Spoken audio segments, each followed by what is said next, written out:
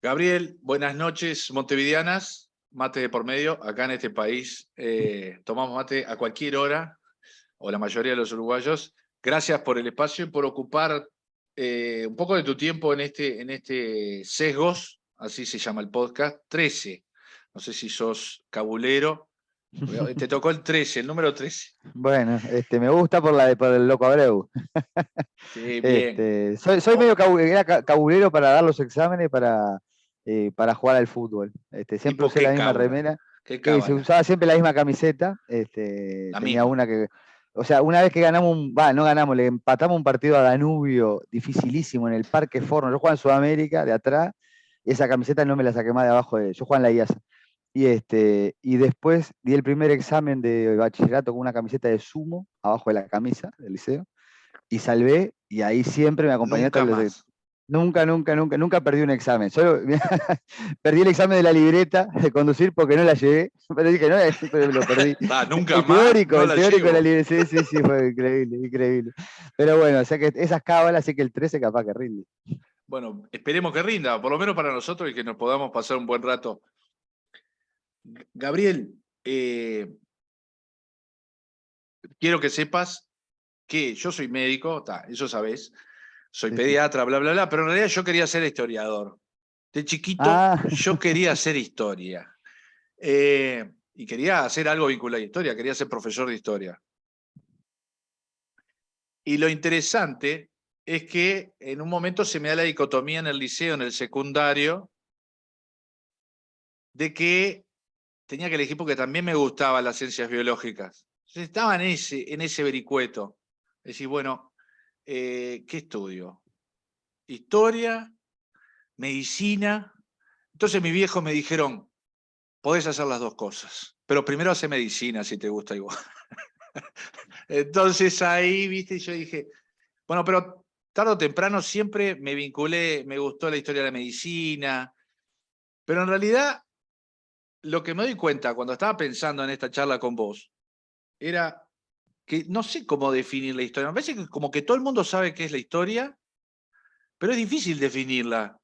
Entonces, te tengo que preguntar, si vos hablaras con alguien del secundario, liceal como ujú. era yo, se te arrima y te dice, Sebastián de hace 30 años, Gabriel, vos sabés que quiero hacer historia. Me gustan las cosas que pasaron antes, me gustaron algunos libros que leí, pero en realidad me dijeron que hablé con un historiador, con alguien que dedicó su vida a los hechos históricos. ¿Vos cómo me explicarías a mí, de 15 años más o menos, qué es la historia? Bueno, pero te tengo que explicar para convencerte que hagas historia y seas profesor de historia, o Bueno, son dos temas aparte, ¿no? está en tu experiencia y en tu habilidad Bueno, de qué es lo que me querés a mí enseñar. sí, hay varias cosas ahí, ¿no? Que son re interesantes, porque este, ahora que te escuchaba, te iba a hacer un comentario, pero que me parece que tiene vínculo con lo que vos decís. Yo estoy dando varios cursos de historia, ¿no? Más generales, ¿sí? De temas diversos, historia de China, ahora estamos haciendo historia y cine, en el siglo XX, y di un curso de historia del siglo XX en Uruguay. Y vos sabés que se inscribe mucha gente de las ciencias biológicas, pero muchísima, ¿no? Ayer hicimos una ronda, justo ahí en la Fundación Vivian Trías, la mitad de los inscriptos, que son como 60, eran o ingenieros químicos o médicos. Hay algo que nos une, ¿no? Que nos separa del bachillerato Ya clásico, eso, veteranos, ¿entendés? o Sí, sea, veteranos médicos y, que no, y después... también gente, sí, o sea, la mayoría tiene tiempo, son jubilados, ¿no? Y siempre te dicen, yo quería siempre me interesó, pero claro, la deriva de la profesión y las ciencias biológicas o la ingeniería química, como que después no te da el tiempo para estudiar historia. Obvio, entonces ya, pero también había varios en actividad también, ¿no? Que hay un tema ahí que es interesante para pensar, ¿no? Y yo creo que a veces también a los que estamos en el mundo de la historia, ¿no? Después nos empieza a venir como toda una beta de que nos falta también formación más en el terreno de la experimentación y la reflexión sobre las ciencias naturales, ¿no? Y también sobre las matemáticas, porque a veces las humanidades, nosotros pasamos los 40, ¿no? Pero en nuestra formación inicial muchas veces las humanidades tendían a ver lo matemático o lo experimental como algo difícil o rígido, ¿no? Y en realidad es súper útil y es parte de la aventura humana, ¿no? Entonces, hay puntos de conexión que son más grandes y están buenos. Y aparte la historia tiene algo, yo siempre digo que depende, no hay que exagerar, pero tiene algo de sanadora. Tiene algo de sanadora, no digo que Vos cure como. decís, a Y ver, bueno, y en no, puede ser sanadora, no sé si la expresión capaz que es un poco exagerado, ¿no?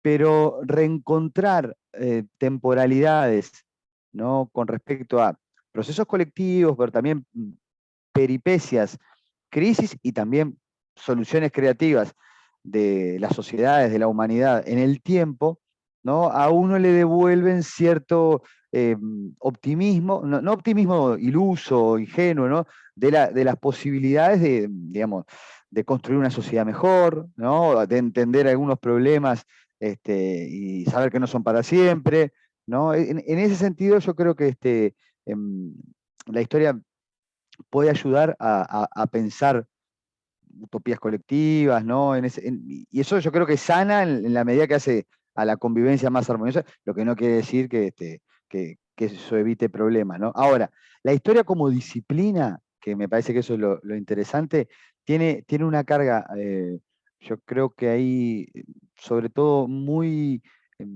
de desarrollar la empatía, ¿no? O sea, si vos te propones estudiar historia, lo que vas a tratar de empezar a conocer es cómo otras personas en otros tiempos, ¿no? Vivieron problemas, trataron de crear alternativas ante esos problemas, cómo, bueno, desafiaron los cambios, cómo se construyeron determinadas instituciones, pero para eso necesariamente tenés que trabajar mucho el ponerte en la cabeza de otro, en las cabezas de otro, ¿no? de un Y tiempo yo creo que eso, determinado. de tiempo, lo que pasa es que la historia, esto de a poco, ¿no? Pero cada vez viene siendo más multidimensional. O sea, vos, por un lado, tenés que viajar en el tiempo y a la cultura y al lugar, pero después en esa cultura, ese lugar que vos estudiás, también tenés que ver los sectores sociales, ¿no? ¿Qué rol juegan los diferentes, también, entramados hasta, te diría, territoriales, ¿no? Es decir, bueno, una cosa, te pongo un ejemplo cualquiera, ¿no? Cuando estudias el artiguismo. Bueno, pero no es lo mismo la perspectiva de Artigas y toda la gente que lo seguía, sobre todo en el norte del país, muy vinculada al litoral y a los pueblos misioneros y a la frontera con los territorios de las misiones, ¿viste? Entonces veía a Andresito Guacurarí, ¿no? Que Montevideo y el cabildo gobernador, que ese es otro mundo, que no querían en nada a Otorgués y lo veían como un gaucho, ¿no? Bueno, y otra cosa son, yo qué sé, los habitantes Rivera, que vivía en Durazno, que es un criollo de acá, que medio entendía Artigas, medio entendía lo de Montevideo, ¿no? Entonces, yo digo, ahí, y te digo, hoy en día, por ejemplo, para estudiar eso, además, cada vez es más insistente el tema de empezar a tratar de investigar, eh, por ejemplo, la perspectiva de los sectores populares, porque nosotros en general manejamos documentación de los actores más relevantes, sí, la correspondencia de Artigas, los decretos, los reglamentos, Sí, la ¿no? Las gente que cartas podía de. escribir, por ejemplo, que Claro, accedía pero a saber escribir para registrar lo que vivía, cómo pensaba. exacto. Pero ahora hay toda una nueva corriente que se ha desarrollado mucho en Argentina también y en Uruguay bueno, han aparecido en publicaciones muy novedosas que a través o sea, de los mismos documentos y también explorando nuevos documentos, empiezan a tratar de interpretar y de escuchar a los sectores populares. ¿No? Hay todo un trabajo, un historiador que se llama Gabriel Di Meglio en Buenos Aires, que se llama Viva el Bajo Pueblo, que lo que hace es tratar de ver, más allá de lo que ya es conocido, por qué ocupaban bueno, en Buenos Aires lo de ocupar los piqueteros siempre existieron, bueno, es una cosa, son divinos los de los porteños, ¿no? Pero, pero es notable porque él empieza a ver, es decir, yo no sé si vos te acordás, capaz que no viene ni a cuento, ¿no? Pero es una locura. Después de la Revolución de Mayo, Ujú. en Argentina en Buenos Aires, los gobiernos cambiaban, pero cada 6 meses, porque hacían puebladas los tipos, de diferentes perspectivas ideológicas, sectoriales, pero había una participación popular muy fuerte, ¿no? Y en nuestro territorio también hay una cosa por ese, sobre todo cuando se elige Artigas porque Artigas no es un jefe máximo ni nada, lo eligen primero en la Quinta de la Paraguaya y después cuando se van yendo para la Redota ahí, y la gente va y participa, ¿no? Entonces, hoy en día hay toda una perspectiva que trata de recuperar eso, y también hay toda una perspectiva que está tratando, pues eso también es,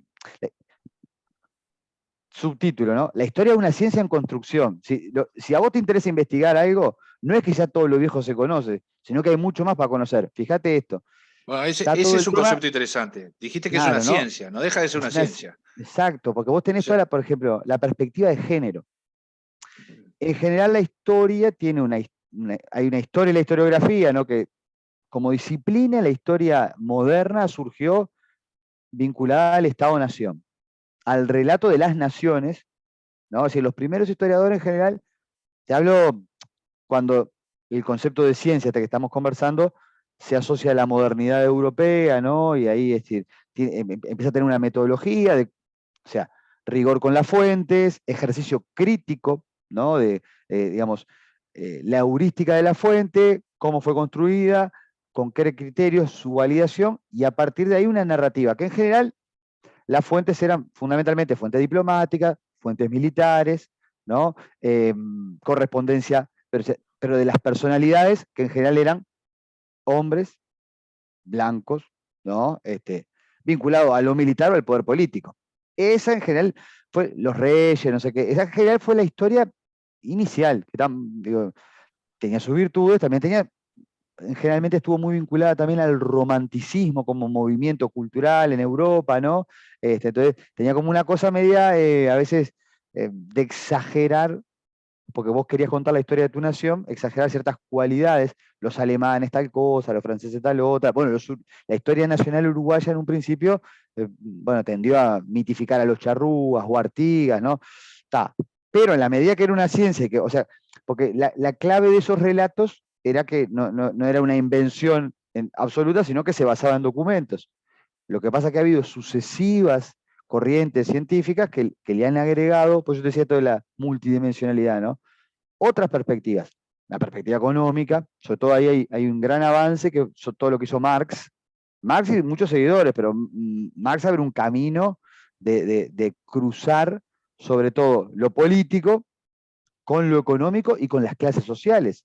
Si bien después hay estilos de marxismo que han sido como muy rígidos, ¿no? Y a veces muy mecanicistas, Marx abrió dimensiones a ver otras dinámicas que no es solo la lucha de poder político, militar o religiosa de reyes y monarcas y ejércitos, ¿no? Entonces ahí tenés todo un proceso nuevo, bien interesante, y después sobre todo que esto influyó mucho en Uruguay, pero porque, bueno, se dio así en nuestro país, ¿no? Hubo una escuela francesa, la Escuela de los Anales, que le agregó, ellos le llamaban la revolución documental. Empezar a usar no solo los documentos clásicos, sino empezar a usar, por ejemplo, la fotografía, las imágenes, los registros parroquiales. Empezó también, esto fue ya en el siglo XX, ¿no? Una historia más cuantitativa, porque ya ahí habían, si bien, bueno, ahora es increíble la historia cuantitativa, con los sistemas estos informáticos de SPSS y los Excel y todo eso, bueno, ¿sabes las cosas que se hacen, Sebastián? Bueno, yo estoy alguna georreferenciación de todos los contrabandistas que había en la zona del Río de la Plata, es increíble, ¿no? Porque, claro, con los partes que aparecen, por ejemplo, en los registros judiciales de la época colonial, donde había partidas de contrabando que habían capturado. Entonces empieza, y los locos ahora con los programistas informáticos empiezan a decir, bueno, se movían por esta Artigas ahí, ¿no? Se movía por esta zona los contrabandistas. Entonces, esa revolución documental, sobre todo llevó a un aspecto nuevo que fue lo que se llama la historia social, ¿no? Y después, ya esto te diría, mediados del siglo XX y ahora mucho más, ¿no? También la perspectiva de género. Entonces, vos ahí tenés como, la historia es una ciencia muy amplia, donde tenés para elegir diferentes focos, pero básicamente vos lo que haces es trabajar sobre las temporalidades pasadas con múltiples dimensiones y haciendo que, bueno, un entrecruz entre las fuentes y estas diferentes posibilidades de análisis de fuentes, bueno, para después hacer interpretaciones sobre los procesos que han sido más relevantes. Entonces, me parece que hay todo un tema como bien interesante porque si vos, todavía igual estás a tiempo de anotarte a estudiar historias, pero si vos querés hacer historia, ¿no? Lo que te vas a encontrar es con una posibilidad. Yo esto, capaz que, bueno, pero te lo tenía que vender, ¿eh? A Es ver, como para mí la historia a es ver como si viajar. compro. Es como viajar, o sea, es como viajar, Bueno, ¿no?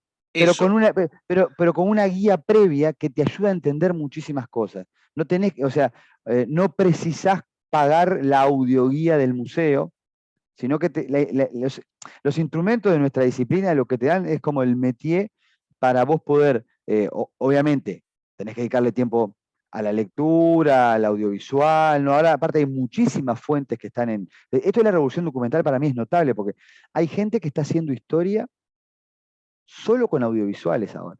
Obviamente tenés que tener los recursos, o sea, hay tiempos en donde no hay nada Obvio. audiovisual, pero para la historia del siglo XX, bueno, hay tanto material que ya con eso vos podés reconstruir históricamente, ¿no? Y presentar no sé, una serie histórica para Netflix. Ahora Y vos esa tenés todo, ahora vos tenés todo un viaje, como vos decís, esto es un viaje. Vos empezaste a sí, tirar.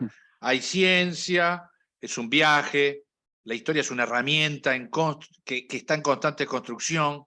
Nombraste ahí que hay como unas vertientes que van a ver qué es lo que pensaba o vivía el pueblo, que de una manera es la mayor parte de las poblaciones, ¿no? Siempre las clases bajas, que es como la menos escuchada. De todas esas puntas que tiraste, en realidad yo sacaba no sé si has leído a Nassim Taleb, es uno de mis autores favoritos, es sí, un tipo he muy leído alguna crítico cosa.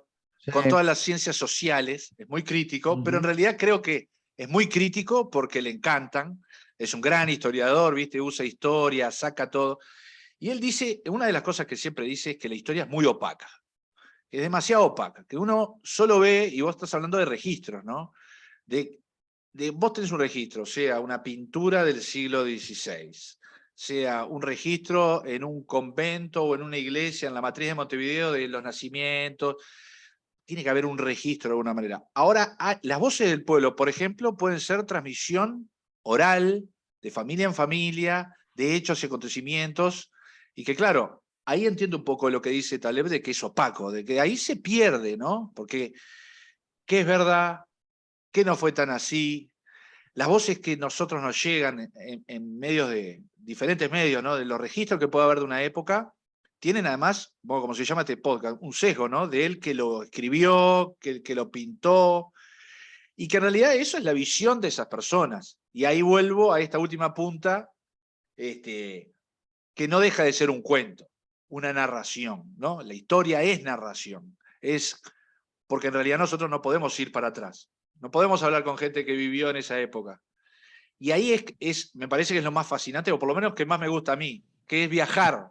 Que yo viajo y Sí. yo escucho tus columnas y muchas veces, yo no me acuerdo si eras vos, creo que lo tocaste cuando decían, bueno, para cualquier que sepa un poco de la historia de los indígenas de Uruguay o de lo que sucedió en la banda oriental, pueden ir afuera y decir, bueno, los que estaban en la banda oriental hicieron un genocidio con los charrúas, los pusieron ahí, Bernabé Rivero, ¿no? Un gran HDP, bueno, ahí están los defensores, los críticos, pero en realidad, cuando vos ponés en contexto, por ejemplo, la población de Montevideo no quería más indígenas, ¿no? Digo, para poner una idea, o sea, era un clamor popular, o entre comillas, popular, no sé si era el pueblo, o, o por lo menos era la gobernación de Montevideo, que no quería más indígenas, ¿no? Porque no los podían dominar, porque andaban por ahí, querían ir al control un poco más. A lo que voy en este como recuerdo de este viaje. ¿Vos cómo olfateás como historiador cuando decís, esto es muy opaco, esto no me cierra? Y ahí está el juego del historiador, me imagino decir, Bueno, a ver, todo esto que aprendí, esto no era así, y me derriba todo un documento que surgió.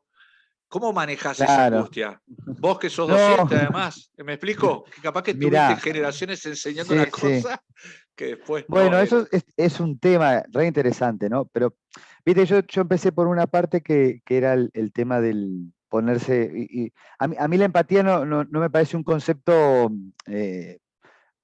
polite, tipo, hay que ser empático, no, porque están las redes sociales, no, la empatía es un ejercicio científico, difícil, que hay que tratar de practicarlo, ¿no? Porque además vos justamente tenés que intentar, siempre digo, porque también, bueno, ustedes también lo saben, ¿no? En la práctica científica, uno tienta a partir de un cúmulo de otras experiencias, de análisis, de clínica, ¿no? Bueno, uno intenta distanciarse de la construcción cultural sobre la que ya está armado, sus palabras, sus documentos, sus conceptos, y bueno, voy a ver un problema en el tiempo. ¿Qué me dicen los documentos que hay sobre ese problema, los historiadores que han escrito sobre ese tema, ¿no? Bueno, cierto sentido común hegemónico o dominante con el que se suele abordar ese tema? Bueno, y a partir de ahí, vos tratás no de encontrar la novedad para hacer lo raro, sino de interpretar, bueno, ¿por qué la gente, por qué demonios, no sé, la gente seguía el fascismo? Yo lejos de ser fascista, y si hay fascista, no sé si ahora ya estoy viejo, pero unas piedras me tiro con unos fascistas, no sé si tiro, no, porque me indigna, no esto racista, todo, me indigna por otras concepciones. Ahora, yo como profe de historia, cuando voy a dar fascismo a la clase, no puedo ir a darle a los chiquilines, miren qué malo y qué feo es el fascismo, sino tengo Claro, que decir, tratar, todos los ¿no? italianos son unos hijos de puta que No, siguieron a claro, Mussolini. no, No, porque además no es eso así, no es claro, así. ¿viste? Hay No, que y lo entender mismo, por qué. exacto. Entonces, pero ese ejercicio creo que es uno de los fundamentales que tiene nuestra disciplina con todos los temas. Entonces, ¿qué pasa? Después pasame igual la crítica de Taleb, porque yo leí algunas cosas de él en pandemia que me resultaron fascinantes, y te diría, incluso ahora que la pandemia ya pasó, pero por ejemplo, que fue una cosa fuerte, ¿no? Yo creo que hubo muy poca historización de otras catástrofes que hemos vivido como sociedades para tratar de abordar la pandemia, y primó, ¿no? La espectacularización, el sensacionalismo, bueno, ni que hablar, el alarmismo con esa pulsión de muerte y de acusatoria. Obvio que ante el miedo, después las reacciones populares, generales, ¿no? Pero hubo cero perspectiva histórica. Hubiera servido un poco más de historia. Esto es decir, pará, bueno, ¿cómo se aborda una Mirá lo que pasó pandemia? con la ¿Qué? fiebre ¿No? amarilla de Montevideo hace ciento Bueno, pico de viste, años. Hiciste una y columna de eso, ¿no? yo hice O una de la esas, de la... entonces que ahí entró en decadencia en Uruguay muy fuerte, sobre todo el poder cultural de la Iglesia Católica, porque ellos se negaron a atender mucha gente, o dejaban en el hospital de caridad, dejaban morir a los apestados, y los médicos masones se jugaron mucho más la vida, incluso hacían colectas para tratar de hacer cuidados paliativos, pasarlos, ni siquiera se querían hacer los entierros, los curas, ¿no? Bueno, eso generó todo un cambio bien interesante, ¿no? De una cabeza, digamos, de otra sensibilidad, ¿no? Frente al tema de la enfermedad, y no, la enfermedad es algo que nos mandó Dios, un peligro, lejos, lejos, porque, bueno, ¿está? Bueno, yo creo que ahí la historia como disciplina no es tan opaca, sino lo que pasa es que a veces se divulgan versiones de la historia que tienden a ser, algunas versiones, ¿no? Justificadoras y por tanto encubridoras, o no sé si hay un verbo para traducir lo opaco, o opaquizadoras, yo creo que se diría, ¿no? De determinados fenómenos. En historia, creo que esto es incompleto, ¿no? Pero tenemos una posibilidad, y es que como siempre se vienen abriendo nuevas ramas, ¿no? O nuevas corrientes, es lo que yo te decía de lo multidimensional.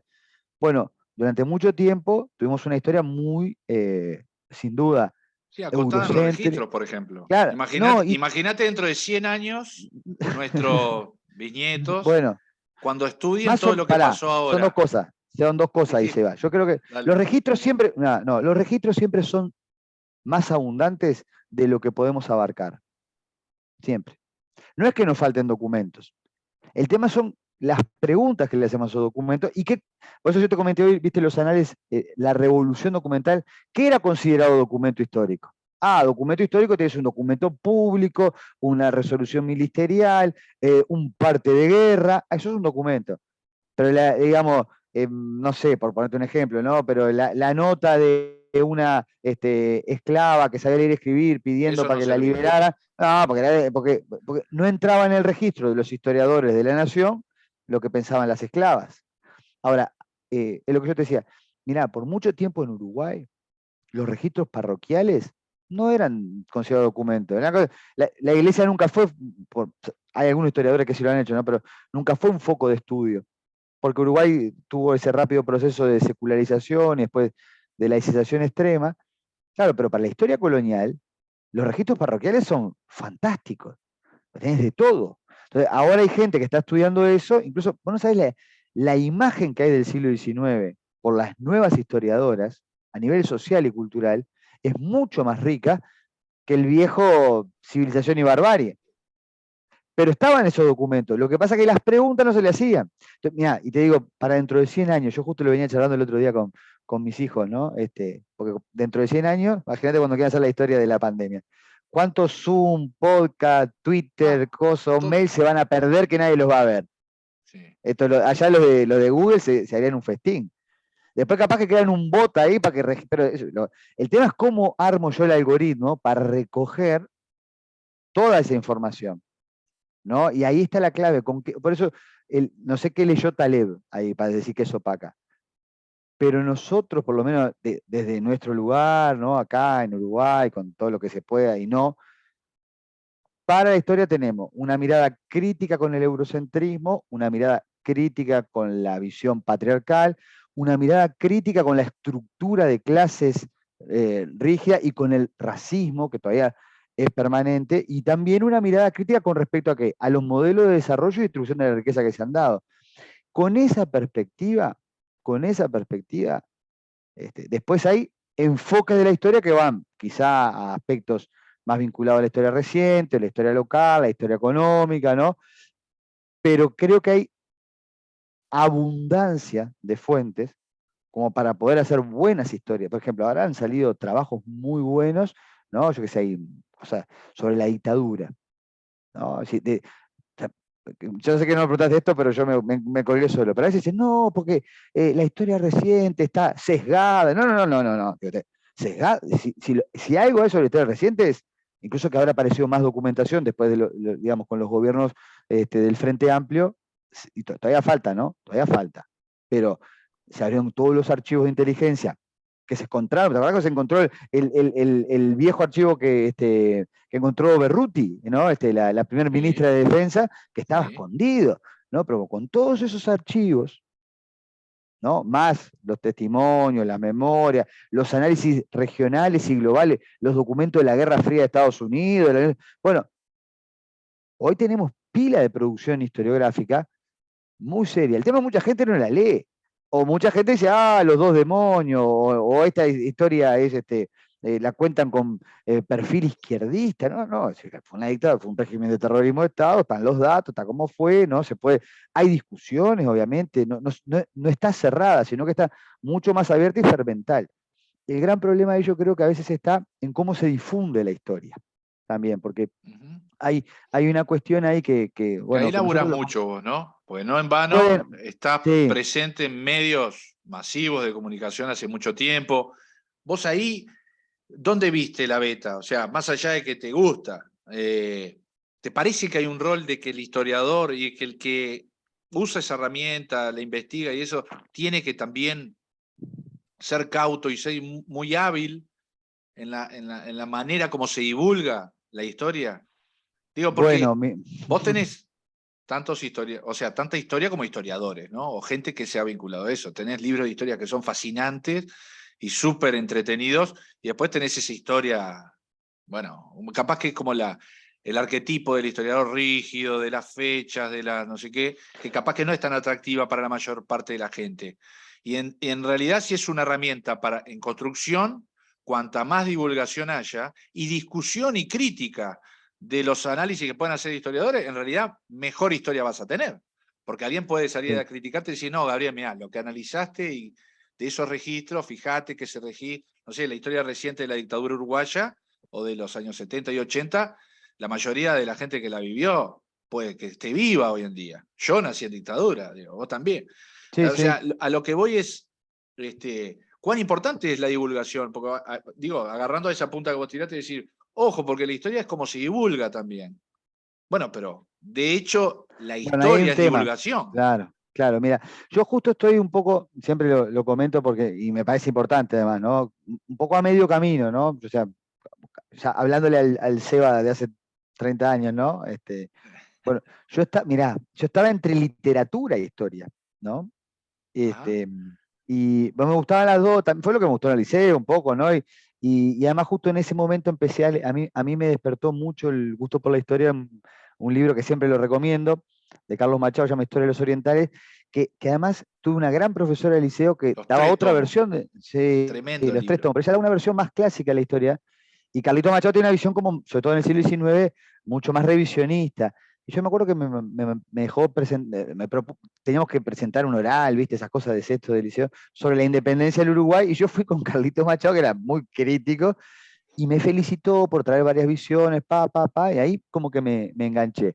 Pero a mí, yo hacía teatro, me gustaba la literatura, todo, pero siempre me pareció como que, no sé, un raye de uno, ¿no? Pero como que para hacer literatura había que tener un don artístico. Yo no era poeta, ¿no? Entonces, ¿no? Y a su vez me gustaban los problemas históricos, ¿no? Esa discusión, si Artigas fue un héroe o no, si la independencia del Uruguay fue producto de la intervención de Inglaterra, si la revolución hispanoamericana se frustró, bueno, la historia reciente me reinteresaba también, ¿no? Entonces, al final me terminé dedicando a la historia, pero a la historia siempre con el objetivo de aprender y enseñar. O sea que cuando vos te anotás para ser profesor, hay una diferencia con anotarte solo para investigar, que no es ni mejor ni peor, y yo respeto a morir a los historiadores que están solo para eso, porque aparte son la base fundamental de mis clases, de mis columnas, ¿no?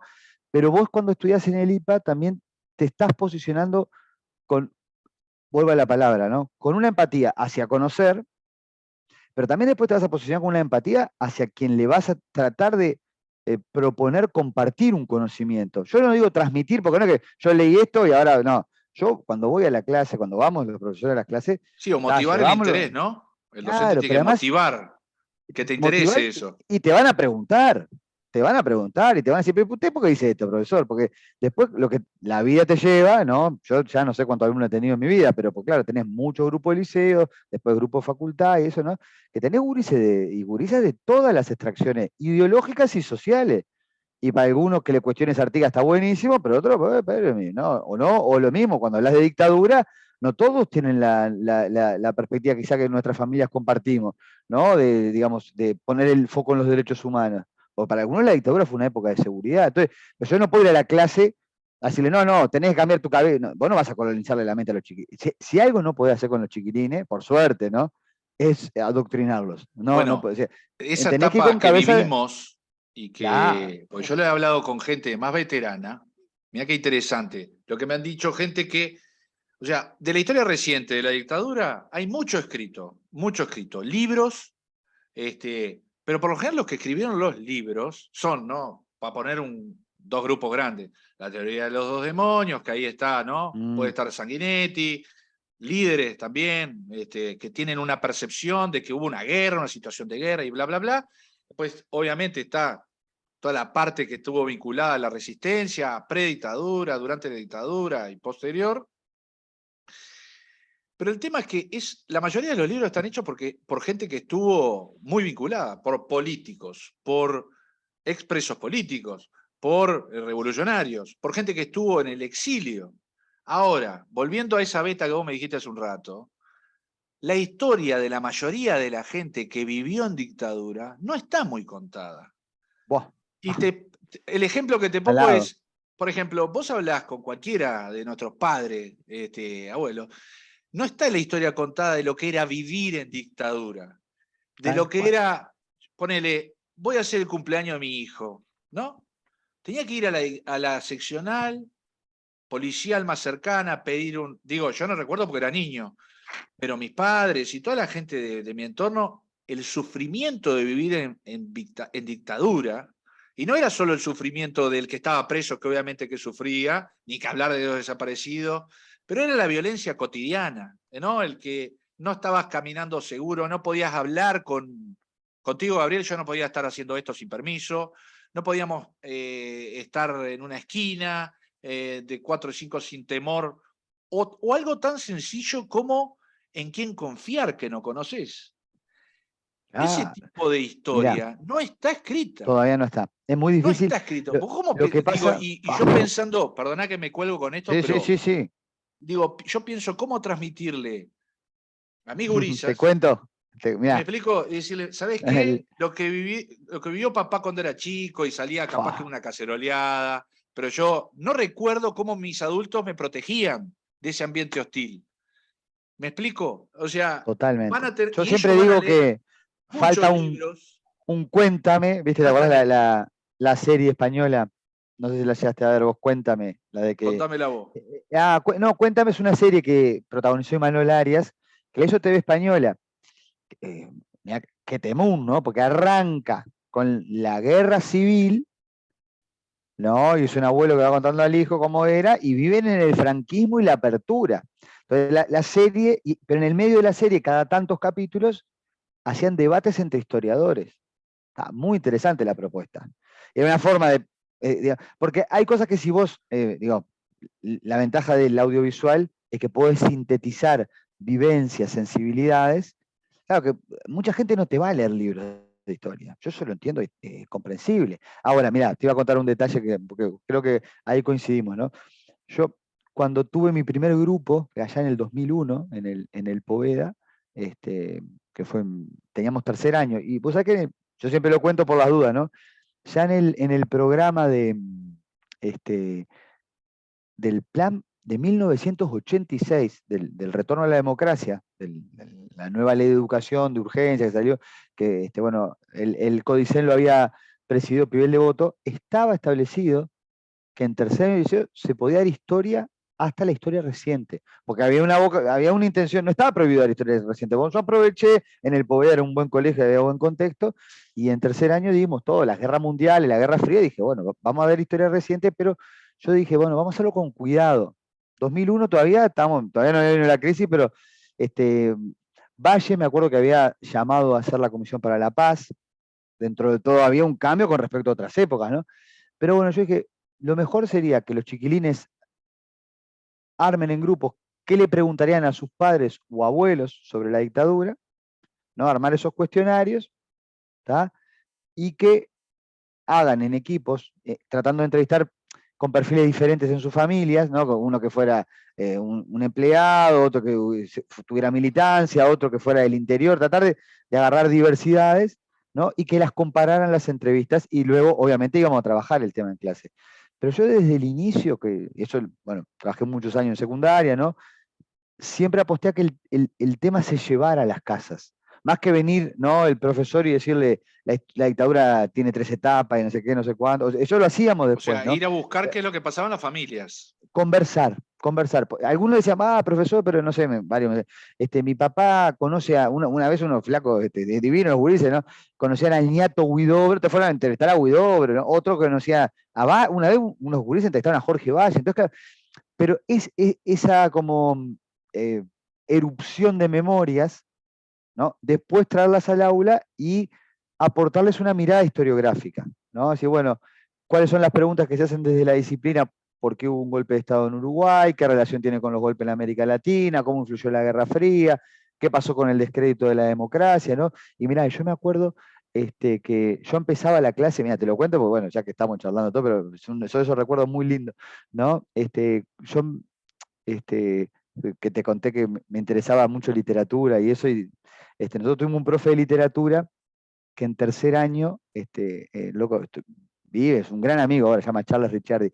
El loco entraba a la clase de tercero, todos gurises de 15 años, y no hablaba nada, no decía, ni pasaba la lista, y se ponía a recitar un poema de Vallejo, que al principio nosotros lo miramos, ¿viste? ¿No? Un poema de si estuvieras aquí, entonces lo mirábamos todo raro así, ¿no? Y él nos decía, ¿qué es esto? Y ahí empezamos a discutir si era un tipo que estaba preso. Entonces, el loco hacía todo un debate ahí y decía, bueno, eso es la literatura, interpretar una obra de arte, no sé qué, él habla. Entonces, a mí me pasó que cuando dije, bueno, si voy a dar este tema, viste, que como los referentes uno, no voy a ir como cualquier otro día de clase, hoy es tal fecha, entonces encontré era una cosa preciosa. Un mail, mirá esto que hablamos de los documentos, de exalumnos de un profesor, Hugo Licandro. Hugo Licandro era profesor de historia. Yo no me acuerdo del parentesco, ahora no le quiero errar, pero está vinculado al general Licandro también, ¿no? Que fue destituido en dictadura. En el mail, era un mail de exalumnos de él, ahora en democracia, recordando las clases de Licandro, contaban, ¿no? Como un día en la clase en el 18, como el loco era muy crack con algunos temas, como les explicaba, no sé qué, y un día no vino más. Y empezaron a preguntarse por qué no venía más, y que no sé qué, no sé cuánto.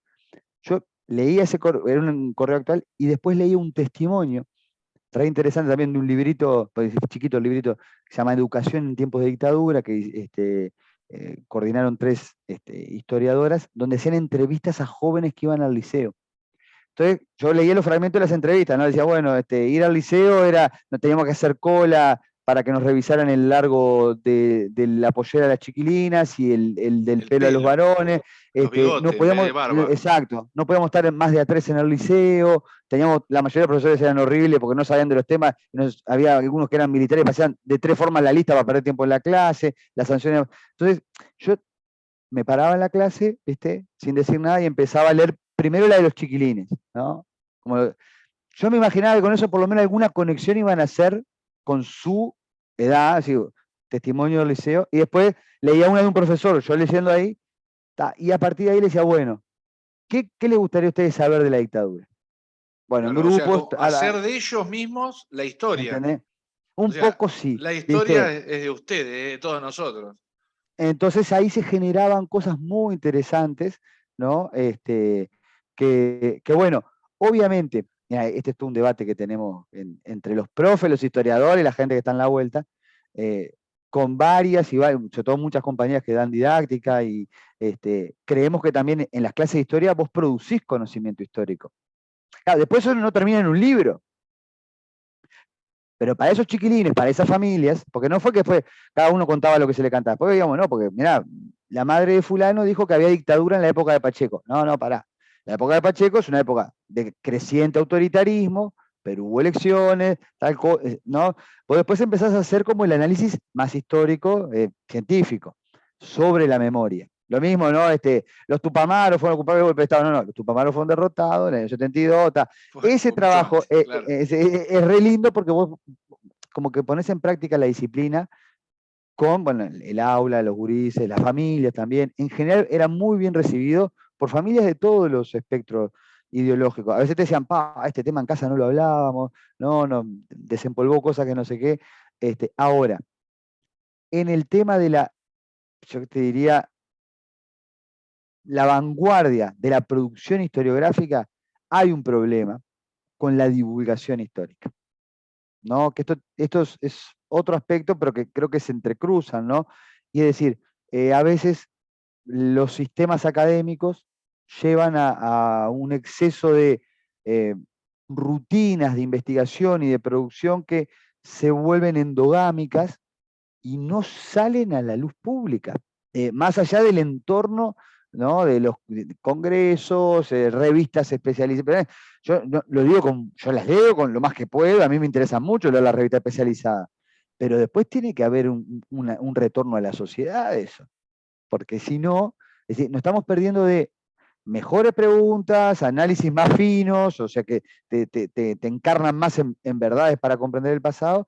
Mira, con un historiador que yo admiro mucho y que, bueno, ahora acaba de publicar una historia de la propiedad privada en Uruguay que es súper interesante, Nicolás Dufour, siempre charlamos de que en la formación de historia debería incorporarse una pata de comunicación y divulgación, pero no por ser community manager, ¿no? Sino porque vos estás trabajando temas sensibles, de repente estás manejando muchísima información que es súper valiosa, y después, claro, tu espacio de producción termina siendo leído, los especialistas en Guerra Fría de América Latina son, sí, capaz que son 500 historiadores, pero cómo eso después llega al resto de la gente. Y él decía que, por ejemplo, una de las cosas que sería muy importante es que las y los historiadores también sepan participar en la producción audiovisual, ¿no? Porque ahora la llegada es audiovisual, fundamentalmente, ¿no? Lo mismo, cómo articular mejor los vínculos entre la enseñanza de la historia y la producción historiográfica, que es todo un desafío. Y bueno, yo qué sé, yo creo que con lo otro que vos me preguntabas, ¿no? De el tema de la divulgación personal, eh, a mí lo que siempre me pareció es que, sobre todo porque no te voy a preguntar la edad porque yo creo que en sesgo vos no lo dijiste, Sebastián, pero nosotros sufrimos la posmodernidad cuando empezamos a ser maduros, ¿no? O sea, siendo adolescente no te das mucho cuenta, en los años 90, yo qué sé, bueno, yo qué sé, viene ahora, llegamos a la madurez y por lo menos en nuestro caso, bueno, no sé si te acordás de esto, pero nos habían dicho que se había terminado la historia. La historia ahora Fukuyama, alguna historia, bueno, aparte de otros temas, que si querés lo charlamos, que bueno, son interesantísimos. Se cayeron se había terminado la historia, las utopías, se había terminado todo. Lo que nos quedaba era consumir y ser feliz y reproducir un modelo que era el modelo de la humanidad. Un disparate absoluto. Ahora Fukuyama volvió a escribir, increíble que todavía lo vendan. Yo sé, si alguno de nosotros predijera algo de eso y no sale nada, lo sigue preguntando igual, ¿no? Lo que tiene bueno, la sociedad de consumo. No, pero aparte de eso, te quiero decir que lo que pasaba, que a mí me llamaba mucho la atención, es que muchos, yo soy muy de escuchar radio, por ejemplo, y mire, como la mayoría de la gente, ¿no? No soy nada raro, miraba mucha tele, los canales que teníamos que eran pocos, ¿no? Escuchaba radio. Y nunca entrevistaban historiadores. Eso me llamaba la atención, entrevistaban a cualquier, digo, respeto toda la disciplina, pero para hablar de tema de política, no sé, me acuerdo una época, yo la valoro pila, creo que fue un gran espacio de diversidad de posiciones. La tertulia de Emiliano Cotelo en sus épocas, ahora ya no tengo, ahora no sé en qué anda. Alguna vez la veo en YouTube, ¿no? Pero no había historiadores. Eso me pareció raro, ¿no? Porque decir, me parece que para algunos temas, ¿no? Es decir, las ciencias sociales han tenido un corrimiento post 90 mayoritario a la deshistorización, como un corrimiento a la coyuntura, todo coyuntura. Y la coyuntura a veces tiene elementos de mediana y larga duración, o cíclicos, que vuelven Bueno, ahí yo veía que ¿viste? venías para ahí. Está la frase hecha, o sea, muy repetida, de que el que no conoce su historia está condenado a repetirla. A ver, ¿es así circular la historia? Es fácil entrar en esa. Yo, cuando empezó pandemia, yo me fui a leer la pandemia de la gripe y cómo se había vivido en Uruguay, ¿no? En algunos documentos que hay, muy interesantísimos, hay gente que trabajó en la historia de la medicina y analizó con muchos registros de diarios de la época, de cómo se vivió. Me hizo gracia, yo no sé si acordás, pero creo que fue a final de 2020, hubo un brote, o 2021, yo ya me olvidé de los detalles, pero viste que cuando pasó en la frontera de Rivera y Santana de Libramento, y hubo todo un brote, entonces se quería hasta dejar Rivera aislado del país, ¿te acordás? La Bueno, culpa de los PAI también, vino hasta sí, como un de los pobres racismo que iban con religioso. las mantas, eran todos, y los PAI, y bla, bla, bla. Un poco más que aislamos a Rivera de. Y vos sabés que había registros yo leí justo registros de autoridades que habían ido a ver en el 1917, 18, en el medio de un brote en Rivera, de ver los enfermos en Rivera. Es muy interesante. Entonces es Mirá, fácil echar mano de decir, la historia se repite.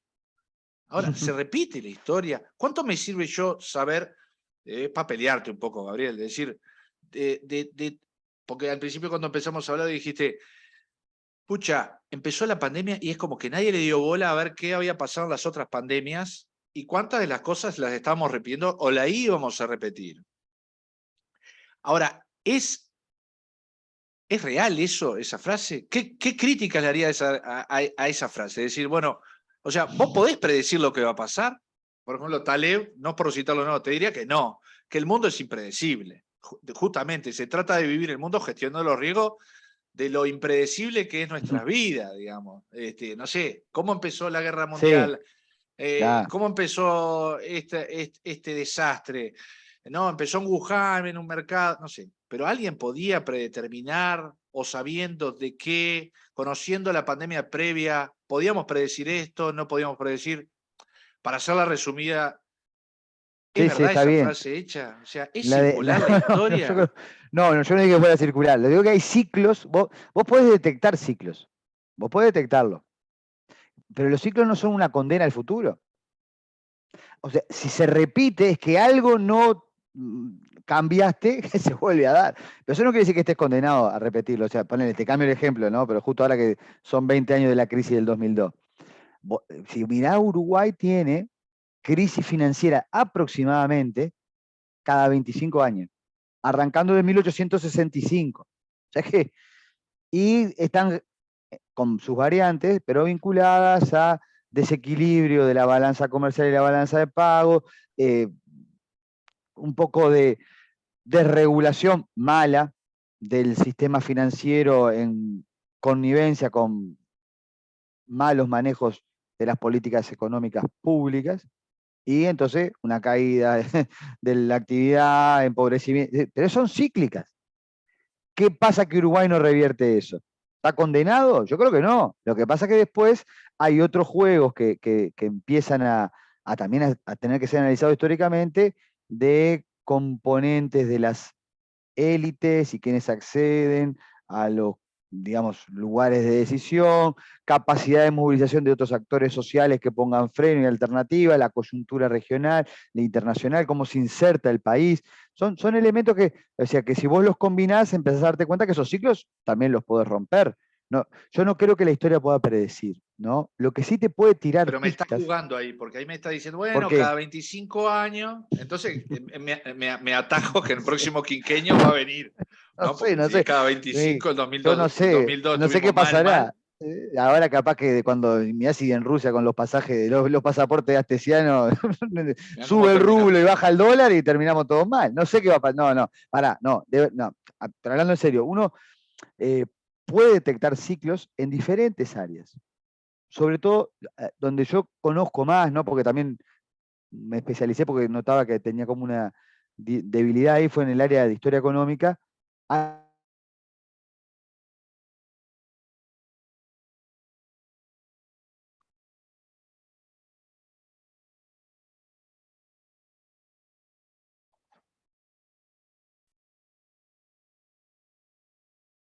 Ahí creo que había bajado internet. Sí, Me se nos perdiste. cortó. Se ve que en el Babi ahí Vuelvo. enfrente jugaron, metieron un gol. Sí, no sé qué habrá. No, a veces la internet baja acá, no sé qué. Bueno, no es como Seguí la antes. línea, No, seguí la línea. no, lo que te decía que la cuestión de los ciclos no necesariamente es para predecir el futuro, sino tiende a ser como una comprobación de dinámicas, en algunos casos circulares, no lineales del pasado. Que O eso sea, está es para no bueno, ¿no? angustiarte. Como No, no dijiste para no hoy, la angustiarme, historia es no. sanadora. No, lo que tiene es que vos podés detectar, por ejemplo, mirá que la teoría de los ciclos es re interesante, porque vos detectás esto, ojo, yo no quiero, no, ahora me hace decir que estoy prediciendo y no, Sí. pero en la teoría de los ciclos, siempre que cambia la hegemonía global, coincide, coincide digamos, con una disputa interimperialista, ¿no? Y un cambio de ciclo de acumulación. Por ejemplo, en algún momento el primer poder global, vale, hay que decir de todo, pero ocupando el Atlántico y el Pacífico, por eso digo global, porque la gran primer potencia fue China, bueno, nos vamos al carajo acá, pero no, después los turcos, es cierto, todavía, pero el globo en su conjunto fue España. España fue el primer reino que, ¿no? y que conectó Antes que lo británico. mucho antes, porque aparte, fíjate que España, incluso podemos ir a la península ibérica, porque España y Portugal en buena medida estuvieron juntos, ¿no? Incluso el Tratado de Tordesillas, ¿acordás? Todo eso, ¿no? Y Sí. Portugal se dedicó a ir hasta la India, y España hasta Filipinas y toda América, ¿no? Y bueno, y Portugal una parte de Brasil, ¿tá? Pero después, por desarrollos tecnológicos, comerciales, hasta de nuevas formas de negocio, te hago más una perspectiva económica, ¿no? Holanda fue un desafío, sobre todo para España. Obviamente que otros países le apoyan a Holanda, ¿no? Un poco, los británicos ahí estaban creciendo, pero todavía no eran el gran imperio, ¿no? Y Holanda le saca colonias a España en Asia, le saca el norte de Brasil, que o sea, Brasil no era lo que es hoy, ¿no? Los portugueses en un momento pierden Pernambuco, y hay un desafío ahí, guerras, España, Portugal, guerras en Europa también, de alguna manera se debilitan España y Holanda, y emerge como nuevo poder Inglaterra. Inglaterra tiene su revolución, no la industrial, primero la revolución política, ¿no? Y empieza con los protestantes y todo otro viaje, la revolución industrial, y se convierte en el gran imperio capitalista, que va a sustituir a España y a otros más, ¿no? En el siglo XIX. ¿Está? Empieza a desarrollarse Inglaterra, no sé qué, surge Alemania como rival, con una industrialización mucho más poderosa, no sé qué, Alemania un motor económico, guerra, Alemania, Inglaterra, te simplifico, guerra mundial, ¿quién aparece? La Unión Soviética y Estados Unidos. Los cambios de hegemonía vienen acompañados de los ciclos. Eso es re interesante. Eso no quiere decir que siempre pase. Ahora, si yo me paro en el Ahora cayó Unión Soviética, Estados Unidos y ahora aparecen los chinos. parece estar debilitada Europa, ¿no? Y Rusia, que se están debilitando, o sea, de la guerra podemos hablar después lo que quieran, ¿no? Pero para una guerra, yo siempre digo lo mismo, una guerra nunca fortalece un país. No, o sea, porque no es lo mismo decir, Estados Unidos salió bien parado de la guerra mundial. Estados Unidos nunca tuvo guerra en su país. Estados Unidos se metió en guerras afuera. Cuando tuvo la guerra de secesión, Estados Unidos quedó re mal. O sea, las guerras debilitan la economía. Lo que pasa es que Estados Unidos, por otras características de cómo es su modalidad de intervención internacional imperial, Estados Unidos tiene guerra afuera, tiene una gran maquinaria que es un negocio, ¿no? Y además tiene todo un tema de intervencionismo hegemónico cultural, ¿no? Pero Estados Unidos se ve amenazado porque ya en Europa y Rusia no son su rival. Esto no quiere decir que vaya a haber una Pearl tercera guerra Harbor mundial. nos atacaron, bueno, entramos con todo. Nada. Torre Gemela nos atacaron, entramos con todo. Claro, nunca caen las bombas, hablando mal y pronto, todo el tiempo, durante años adentro No, de Estados Unidos. el gran desafío fue lo de los atentados del 2001, ¿no? Y que en realidad no fue contra otro Estado ni nada, ¿no? Fue una situación muy compleja, incluso en parte hasta promovida por Estados Unidos, como fue lo del yihadismo, ¿no? Que fue terrible. Pero lo que te quiero decir con esto, ¿no? Que la historia lo que te ayuda es, me parece a mí, a tratar de conectar más en red diferentes variables que se dan a la vez, o sea, te estoy hablando de ciertos auges económicos, modelos de negocio, disputas entre hegemonías, desarrollos en este caso también rivalidades militares, conquistas coloniales, ¿no? Y procesos que se han repetido, pero no han sido iguales nunca. O sea, la historia no se repite. Puede haber ciclos con similitudes, pero también siempre pasa esto que me parece interesante, es las nuevas generaciones tampoco conocemos toda la historia. Hay herencias, hay inercias, hay tradiciones que se repiten, pero hay cosas que son nuevas. Entonces, nunca es posible decir, por ejemplo, mira ahora, 100 años, la pandemia, ¿no? La del 19, más o menos, 2019. 1922, justo mira, mañana que voy a la radio. 1922, marcha sobre Roma, Mussolini llega al poder en Italia. Gana Meloni, es un fascista en Italia. Ahora, ¿es lo mismo el triunfo de Meloni que la marcha de Mussolini sobre Roma? No, pero no lo digo porque decir que no y hacerme raro, porque me parece que es clave una cosa. Mussolini llega después de que pasó la Gran Guerra por Europa, que había brutalizado la experiencia política y 10 millones de muertos provocados por la violencia mecanizada. Y estaba la Revolución Rusa ahí, con un cambio social imponente. Acá me parece que hay otro tema para estudiar y analizar, es el ascenso de ultraderechas en Europa, vinculadas con un nacionalismo un poco extraño, porque es un nacionalismo que es antiglobalista, pero otanista, una cosa, anda a entenderlo, yo no lo entiendo todavía.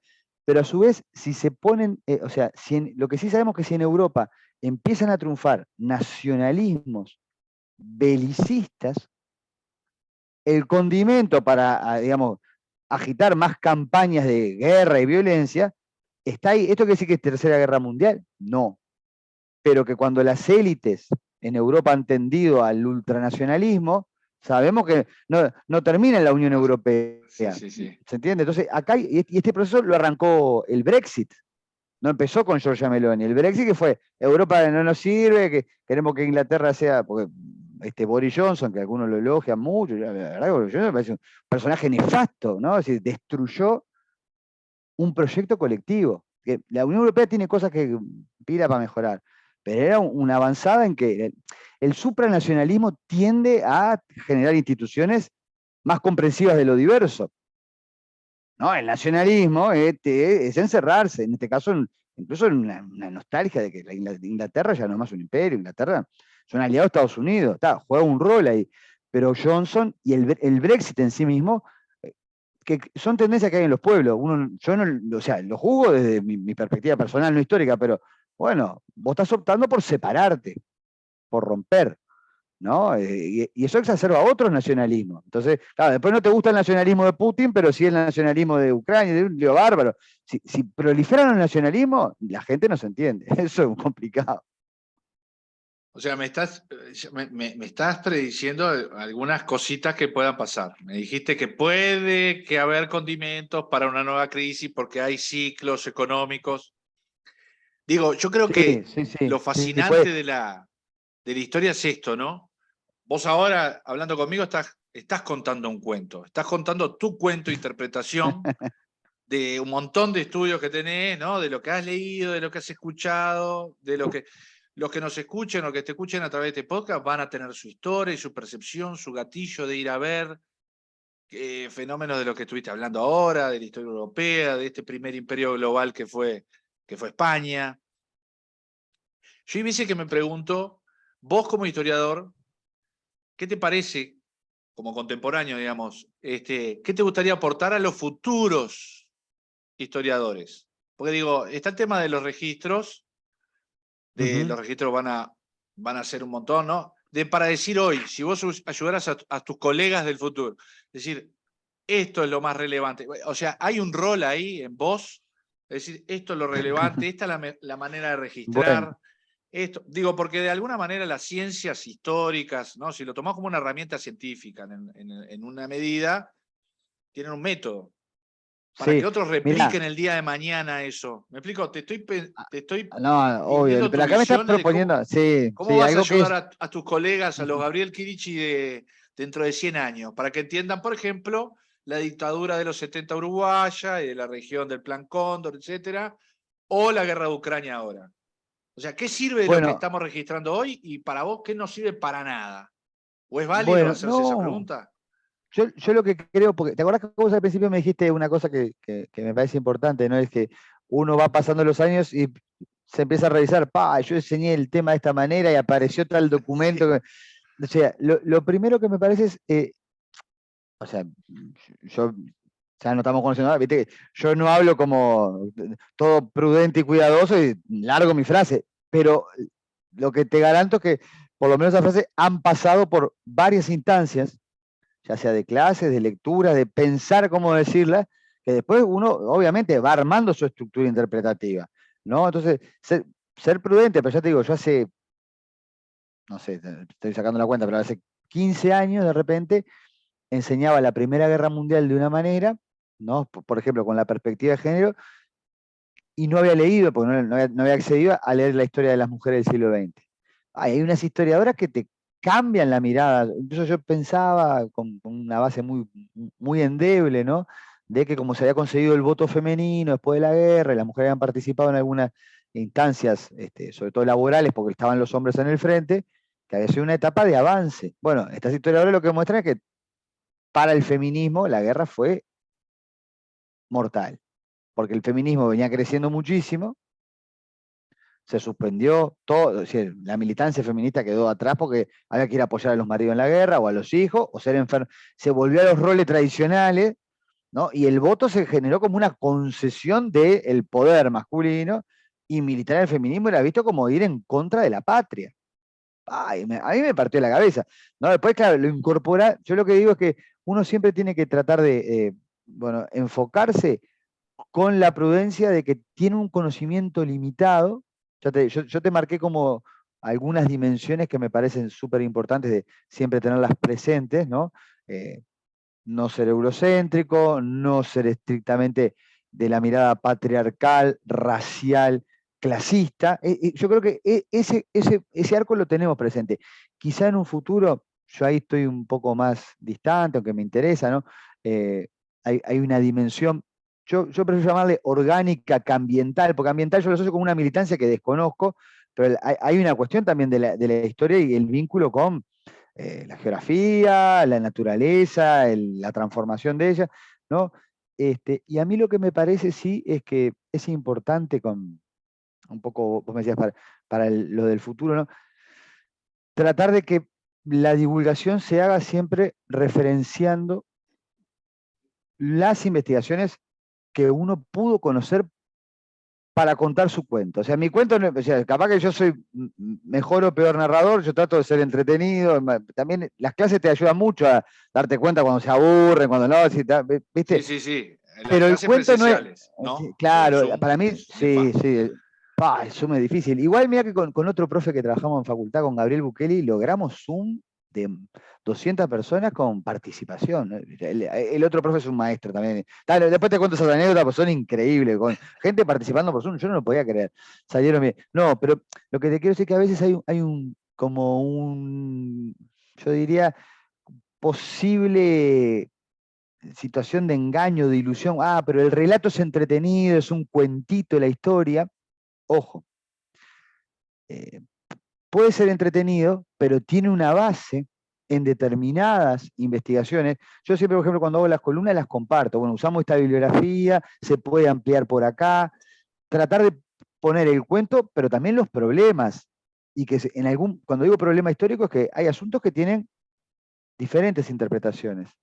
Y que las interpretaciones tienen que ver con perspectivas, clases sociales, miradas raciales, miradas de género, y no hay una única verdad sobre eso. Entonces yo creo que eso es muy importante, tratar de transmitirlo, ¿no? Porque a la larga enriquece me parece yo, la receptividad de una narración, porque viste que la palabra historia, si vos la llevas para su etimología, en este caso anglosajona, ¿no? Story también es cuento con Bueno, Tell Story, ¿no? sí, Ahí tenemos una parte que, pero la narrativa hace también a la posibilidad, yo creo, de poder hilar la temporalidad. Porque el tiempo de las cosas más abstractas, o sea, todos sabemos, lo podemos medir el tiempo, pero ¿qué es la temporalidad? Vivida por uno, vivida en colectivo y vivida con los antepasados que no tener referencia. Es muy difícil, entonces la narrativa ahí te ayuda a hilar, ¿no? Y yo lo que creo que ojalá pase, lo que pasa es que en Uruguay somos muy pocos, ¿no? Pero a mí me gustaría mucho, mucho, mucho. Alguna vez lo hemos charlado con el sueco y con Joel, pero no tenemos recursos, ¿no? Poder empezar a construir una historia, por lo menos del siglo XX uruguayo, a través de lo audiovisual. Yo creo que a mí me ha pasado muchas veces, en algún momento yo en la FIC presenté un proyecto y eso somos pocos. Esto es lo que te digo, uruguayos que tenemos pocos recursos, ¿no? Pero vos haces una exploración en YouTube nomás. Poné dictadura Uruguay. No sé la cantidad, hay de todo, pero la cantidad de material que hay. Esto que hablábamos de dónde hay material, bueno, hay de sobra. Bueno, ¿por qué no podemos hacer una serie audiovisual con lo que hay en YouTube? ¿Te acordás que yo siempre lo cito, de Agustín Ferrando, que hacía como un tiranos temblar. informativo, Tiranos Temblados? Yo dije, Sí. hay que hacer un Tiranos Temblados de la historia. O sea, que sea ameno, pero que tenga los problemas, que tenga momentos de análisis, y tenés todas las imágenes. Bueno, Yo él me hacía imagino incluso, historia y hace todavía, ahora creo que hace anualmente. Digo, y además de la gente común, que tenía acceso, hoy claro. en día es mucho más accesible el registro, digamos, con video, con grabaciones. Pero yo cuando, no sé por qué se me dio pensar, somos los dos futboleros, por lo menos estuvimos como espectadores, Sí. pero también si vos jugaste al fútbol, yo también cuando niño, ahora hoy cuando dijiste al principio el Forno, que ahora hay una iglesia ahí, yo Ah, soy nacido ahí cerca de la cancha de las inferiores, las primeras canchas de Danubio, por lo menos, que estaban ahí, pero que en realidad si vos fuéramos a conversar hoy, entre todos los que fueron, no sé, al último partido de Uruguay, de la selección, al estadio, y vos empezás a pensar todas las conversaciones al otro día de un partido de eso, ¿no? De los miles que fueron entre amigos. La interpretación del mismo gol que lo pasó la tele, y hoy en día por YouTube también podés ver grabaciones de los que grabaron desde todo su punto de vista con el celular el gol, no sé, de Suárez, el gol del que haya sido. Y vos decís, vos te das cuenta que es un puzzle imposible, lo que decías vos al principio, imposible de construir completamente. O sea, es verdad, Uruguay capaz que le ganó, no sé, a Venezuela tal día, le ganó 2-0. Pero ahora ese 2-0 tuvo tantos miles de historias de ese mismo fenómeno que en realidad si te pones a pensar y lo querés hacer ciencia, es complejísimo. Es complejísimo generar una hipótesis. ¿Qué es lo que pasó en un partido sencillito de fútbol que para unos tuvo más relevancia que otro, que de ese partido lo que quedó más en la historia colectiva fue un hecho que capaz que ni siquiera fuera un gol o la victoria? Yo qué sé, la mano de Suárez, ¿no? Siendo la mano de Suárez del partido contra Ghana. Bueno, Lo que digo sí, es, volviendo a que es opaca la historia, pero eso es lo fascinante. Capaz que yo usaría lo que dice Taleb de que es fascinante, porque en realidad la podés construir y reconstruir. Y yo que soy docente, por ejemplo, de medicina, yo siempre le digo a los estudiantes, digo, miren, esto que estoy diciendo ahora, que es real para la medicina ahora, que tiene arte y tiene ciencia, quizás en 20, 30 años nuestros colegas se rían de lo que hacíamos. Porque yo leo cosas y leemos cosas de hace 30, 40 años y no podés creer las cosas que hacían los médicos. Pero en ese momento era lo que había que hacer. Imagínate, me imagino que para vos también. Decís, bueno, chiquilines, hablando con los estudiantes de secundario, no.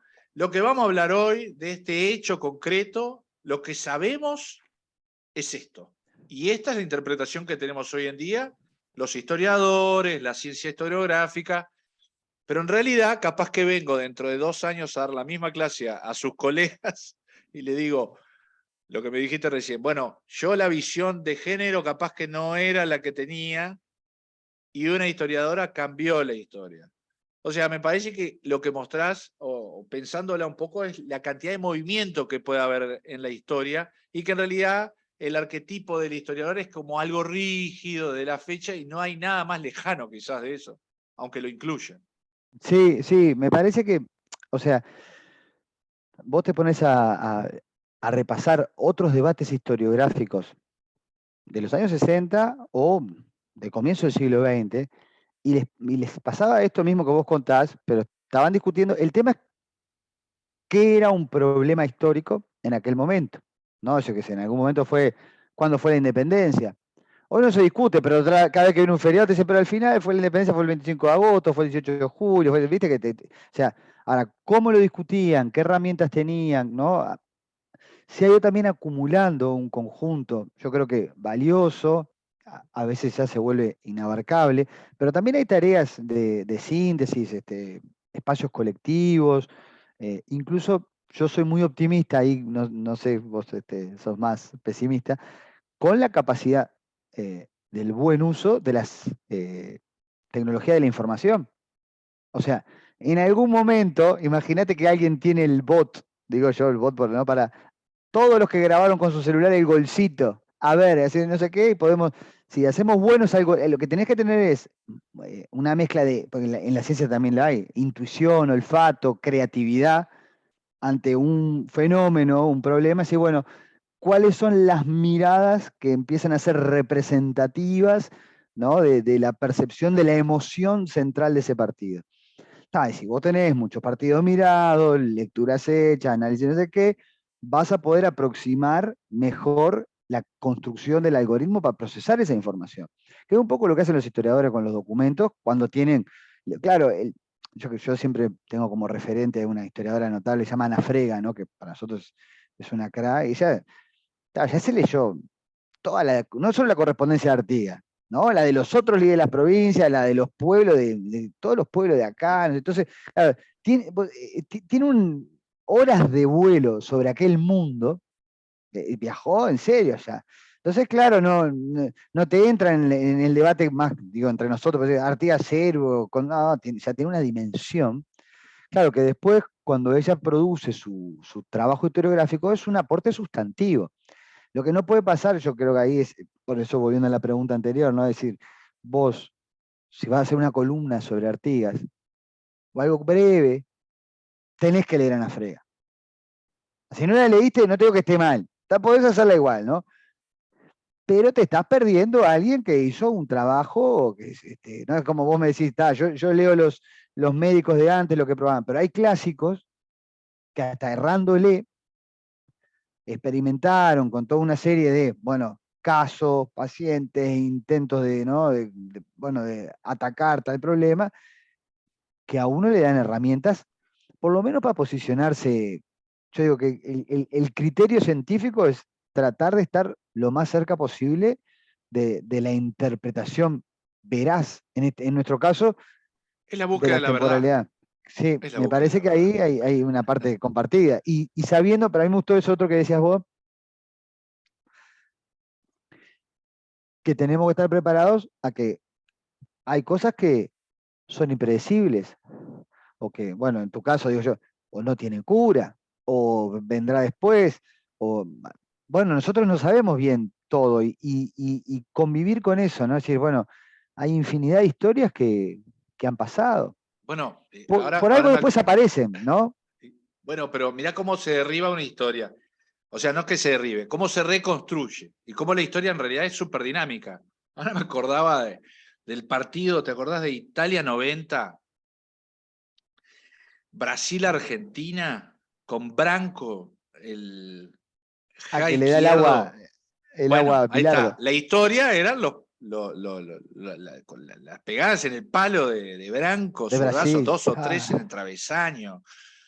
Los argentinos recordando el sonido que hacía el travesaño y el miedo que les daba, ¿no? Digo, contra Argentina, termina ganando Argentina, porque Branco en el segundo tiempo, digo, ahora viéndolo en retrospectiva, aflojó.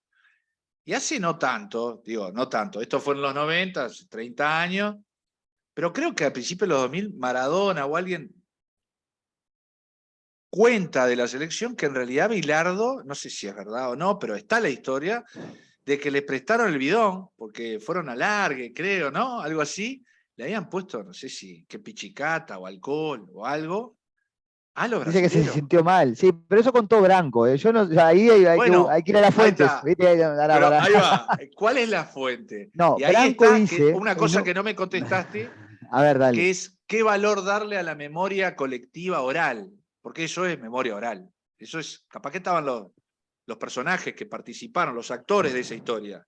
Pero Mirá, no hay una pará, transmisión oral. sí, sí, ahí hay dos cosas. Primero, yo me acuerdo de esto de lo de Branco, tendríamos que. Yo era muy lector del gráfico en aquella época. Sí.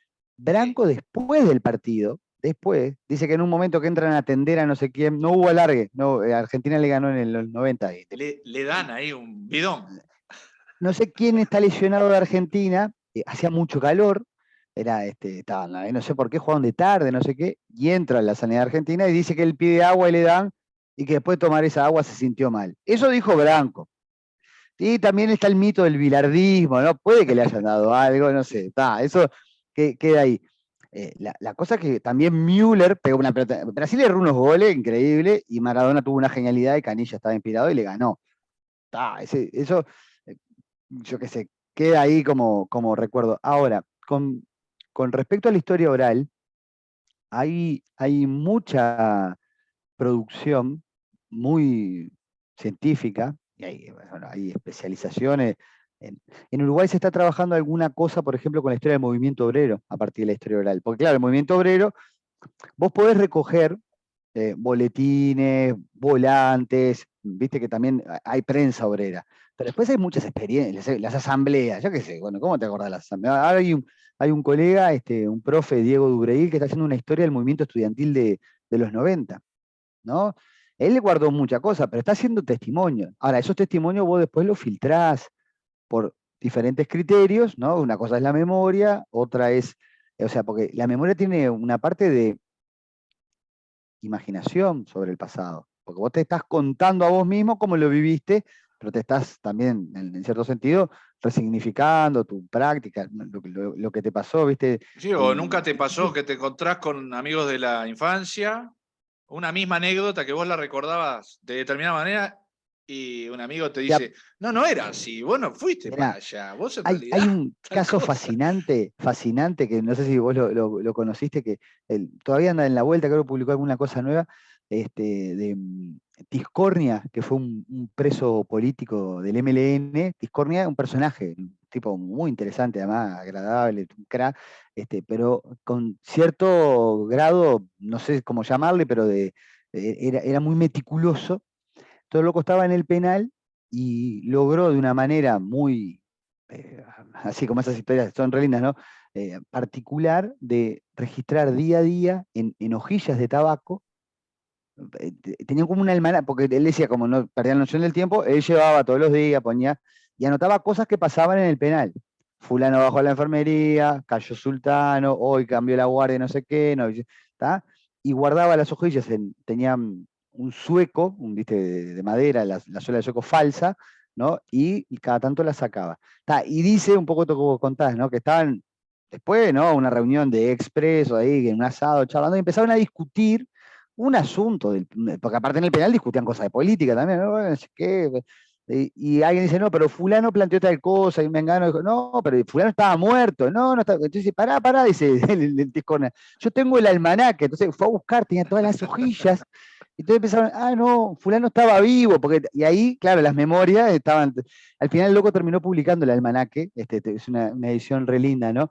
Entonces, claro, vos tenés esos contrastes entre los recuerdos y los datos registrados, que es súper interesante. Ahora, mira, en otras culturas, la historia oral es la fuente de saber. Por ejemplo, en África, donde por diferentes factores, primero que la colonización impidió la extensión de la cultura letrada, o sea, en muchas colonias africanas estaba prohibida la educación para los colonizados.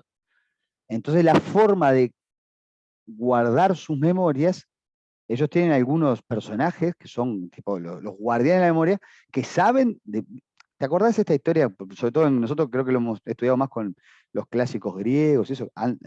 Viste que la Ilíada, todos esos textos eran en rima y se aprendían de memoria. Después se pasaron a escritura, pero antes era de transmisión oral, ¿no? Incluso esto se llaman, en algunas culturas africanas se llaman grots. Los grots no pueden hablar en público porque guardan la memoria con otros, ¿no? Incluso algunos, si la otra vez uno fue a una entrevista con historiadores y después lo mataron, pobre tipo, parece con todo de más, ¿no? Eso le llaman orlitura, es la literatura oral. Entonces los tipos, a través de la oralidad, obviamente que vos podés ahí decir, bueno, puede haber un teléfono descompuesto, no sé qué, bueno, pero la palabra guardada y transmitida también cumple una función de conexión con el pasado. Y a mí me llama la atención porque, mira, ya en varias veces, me pasó ahora con una alumna en magisterio. Yo hace unos años fui a Brasil, a Paraná, el estado de Paraná, ¿viste? Un estado, me cae horrible Paraná, es hermoso, pero es un estado medio racista, es el estado del juez Moro, un estado, ¿no? Muy, viste que en Brasil no es lo que, o sea, no es el Brasil promedio. Bueno, pero los profes de historia allá, gente muy progresista, súper avanzada, no sé qué, estábamos charlando pila de cosas, y en un momento dicen, no, había uno que estudiaba los quilombolas. Yo pensaba que los quilombolas eran, los descendientes de los esclavos allá que se habían escapado en Palmares, en la zona del norte. Digo, ¿y hay quilombolas descendientes de Zumbí en Paraná? Dice, no son de Zumbí, son quilombolas actuales. ¿Cómo quilombolas actuales? Dice, no, porque ellos en el barrio, en su barrio, viven y hablan portugués, no sé qué, pero adentro, puertas para adentro, tienen su ceremonia, hablan en su lengua original, mantienen el registro. Oh, dije, no es un viaje eso, y no lo cuentan para afuera, porque en parte conservar su cultura es que, porque obviamente era perseguido, lo que sea, ¿no? Sí, no Y mirá, divulgarla, para cuidarse.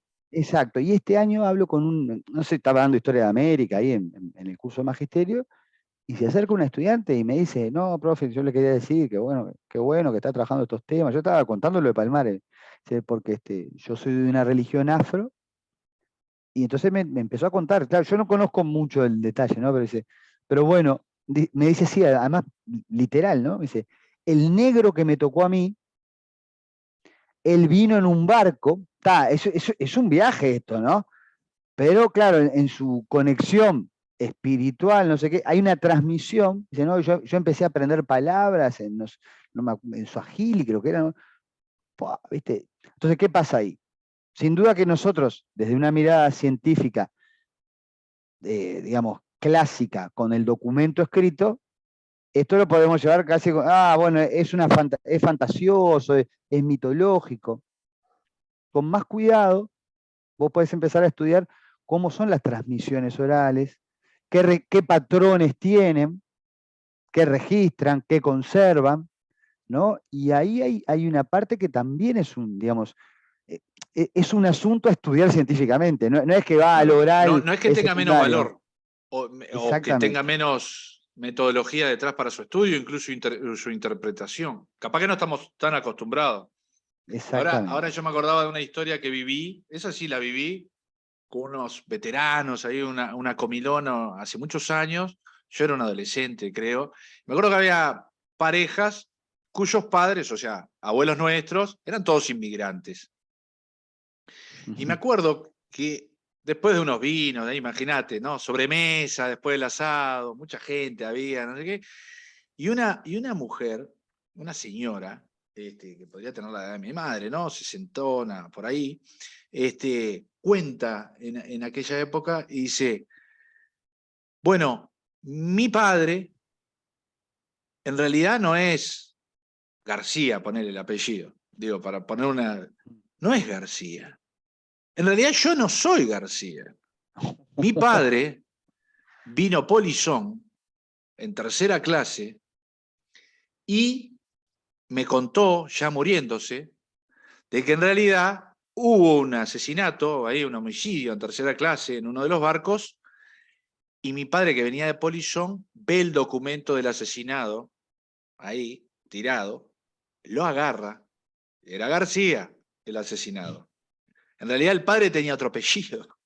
Andás a ver la historia, digamos, pero Ah, vos fijate que hasta el nombre de nuestros antepasados puede que sea distinto de que se registró. Digo, ahí está lo de. No, no, bueno, obviamente, vos sabés que era una historia tan íntima, se ve que la señora tenía tantas ganas como de compartirlo.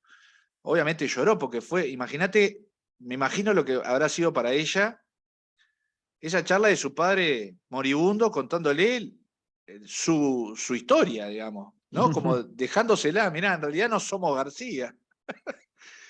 Me imagino, digo, y ahí, ¿cómo le cambió la historia o su historia familiar de golpe, de un momento para otro, con una información oral, pero que era real, ¿no? claro, claro, claro. Sí, bueno, ahí vos tenés con el tema, porque viste que la historia también tiende a meterse, yo digo, a veces a reforzar, pero a veces también a problematizar las identidades individuales y colectivas. ¿No? En ese sentido también el ejercicio histórico yo creo que es, vamos a decir, capaz que no tanto, pero tiende a ser sanador, salvo cuando la historia es para reforzar un solo tipo de identidad. Porque en realidad, si vos incorporás ese relato que me estás contando en las historias de las migraciones, es un fenómeno bastante frecuente. Incluso hay otros casos. Yo un tiempo me dediqué un cacho a estudiar, era más por el lado de historia económica, pero bueno, esto que te contaba un poco de los censos y los archivos parroquiales en el norte del país, antes de que Uruguay fuera independiente. Y hay muchos casos de poblaciones que tienen nombre indígena y apellido en español. Y ahí lo que tenés, Ana Frega, otras historiadoras, María Morales, te decían, bueno, hay todo un proceso de blanquearse o de acriollarse para poder asentarse, ¿no? Pero en realidad hay un origen de una cultura mestiza o mixta mucho más rico, ¿no? Entonces, claro, esa percepción, bueno, vos podés ir incorporándola y teniéndola como parte de las identidades diversas, ¿no? Que está bueno. Ahora, en el caso anterior que yo te decía, lo de los quilombolas o las historias afro, ¿no? ¿Cuánto hay también de historias que todavía están subterráneas? O bueno, te pongo un ejemplo, creo que más cercano para nosotros, pero a mí me despertó mucho la atención un trabajo que leí de Gerardo Liebner sobre la historia del Partido Comunista, ¿no? La huelga general. Porque estoy charlando como lo de loco ya, pero esto que en parte es cierto, cuántas cosas pasaron en dictadura que no se han hecho historia, ¿no? Sobre la huelga ahora hay mucho más trabajo, hay muchas historias orales, incluso hay un trabajo muy lindo también audiovisual de Universindo Rodríguez, ¿viste? Sobre todo el movimiento social, trabajo fotográfico de Aurelio González también. Pero Gerardo Leibner, que es un historiador uruguayo, bueno, él hace muchos años está radicado en Israel, ¿no? Pero bueno, hijo de militantes comunistas, y bueno, con el método histórico lo que hizo fue contrastar los debates de la huelga con las memorias de protagonistas muy destacados, vinculados todo al Partido Comunista en ese caso, porque era un libro del Partido Comunista. Pero él mismo decía, bueno, hay un punto interesante acá y es, cuando me contaban entrevistados, la unanimidad decía que la huelga había sido un éxito porque le marcó al régimen que no tenía apoyo popular. Cuando leo los documentos de los debates, había unas peleas terribles, porque la huelga abandonar era una derrota. Entonces, ¿qué pasó entre esa percepción de derrota y discusión? Bueno, durante mucho tiempo hubo diferencias sobre quién abandonó primero la huelga, todo esto, no es por reabrir heridas, pero históricamente no se vivió como un golpe al régimen, porque después vino la dictadura, ¿no? Sin embargo, lo que él observaba es como en esa reconstrucción de las memorias, hasta personales, bueno, obviamente que recuperaba la democracia, también se veía con otra perspectiva aquel episodio esto es lo de la temporalidad, ¿no? Nosotros capaz que hoy estamos en tal época, bueno, creo que nos pasó hasta con la historia reciente, bueno, el gobierno del frente, todas las cosas que hizo mal, esto, aquello, bueno, después viene que te bajan los salarios, que pasa esto, que pasa lo otro, y bueno, pero tal época estábamos muy críticos, pero no era tan mal. Es decir, esas cosas que Sí. la historia es interesante porque, claro, la temporalidad te hace leerte a vos mismo, incluso a tu colectivo, de una manera distinta, ¿no? Y eso es, bueno, es todo un arte también, ¿no? Viste que la ciencia tiene sus cosas de arte. Arte, ciencia, son todas herramientas humanas, en realidad, Claro. perfectibles y que están en constante movimiento, va. Gabriel, ha sido un placer. Nos quedaron unas cuantas charlas de fútbol, familiares, pero un placer realmente. Te agradezco pila este rato. Deja un montón de puntas para quien haya escuchado esto, y además para mí, seguramente para vos, por esto de que la historia es una herramienta en constante construcción y es sanadora. Y es sobre todo, te expande la cabeza. Así que Sí. creo que lo hubieras convencido, no sé, te digo que convencido, pero hubiera dicho, esto no era capaz que lo que yo pensaba de la historia. Aquel Sebastián de 15 años que no sabía todavía para dónde ¿A vos agarrar. qué te asustaba cuando tenías 15 años? Tenés que leer mucho, porque medicina te lee muchísimo también, y lee mucha historia en realidad. Yo creo que solo que historia del cuerpo, de las enfermedades del cuerpo, ¿no? En medicina está tan metida la historia oral, los mitos, Bueno, los mitos de los sanadores, o sea, hay un montón de mitos clínicos de cuando estás con pacientes sobre todo, y además todos los médicos, nosotros cuando una de las cosas más interesantes que ojalá que no se pierda en la actividad clínica, son los epónimos, que es el nombre que le damos y eso es traído a través de las generaciones, ¿no? Y se van compartiendo y se van pasando, de los que describieron algo médico por primera vez, yo qué sé, desde una claro. cirugía, desde un signo clínico, una forma de presentación en el físico del paciente, ¿no? Que tienen nombres de personas, yo qué sé, facies, o sea, cara hipocrática, o sea, que es una forma de presentación de un paciente. O sea, que la historia es parte de la medicina. Total, Por totalmente. eso, hoy en día a mí me encanta, o sea, creo que todos los médicos somos, sin quererlo, historiadores. Porque además vos Sin duda, porque cuando... aparte tenés que ir reconstruyendo con pistas, ese puzzle, todo, es O cómo impresionante. llegaste a esto, ¿no? Porque después está la falsa creencia de, por ejemplo, la ciencia médica, ¿no? Decir, bueno, ciencia, pero no sabemos el valor que tiene la serendipia, no solo en la ciencia. O sea, el que se encontró, hablando mal y pronto, de pedo algo, y descubrió, por ejemplo, como hizo Jenner, que encontró limpiando, perdón, Jenner no, Jenner fue el de la vacuna. Pero ¿cómo encontró, ya me voy a acordar, ahora me olvidé, la penicilina, cómo se descubrió? Lo encontró un médico, laboratorista, limpiando su laboratorio y vio que en una región donde había hongos, no crecían unas bacterias que él estaba como cultivando. Entonces dijo, algo debe haber acá que no crecen las bacterias. O sea, por serendipia se descubrió la penicilina. Y serendipia no había algo predeterminado, sino que simplemente estaba ahí, alguien se topó, obviamente. Alguien con una cabeza predispuesta, Es lo que con hablamos de horas de vuelo, de tener, ¿no? Es horas decir, de vuelo, de intuición, práctica. cabeza un tipo abierto también a decir, vamos a probar. Porque eso es lo otro, ¿no? Lo que vos decías, estar dispuesto a decir, esta interpretación que tengo es lo más cercano a lo conocido que he estudiado, pero no es la última. Puede mejorar, puede encontrar algo nuevo, ¿no? Eso me parece que es la clave de todo esto. Y yo siempre digo una cosa, ya que estamos en cierre, y a mí también, la verdad que la charla me gustó mucho y da para seguir pensando cosas, y hagamos otra cuando vos quieras.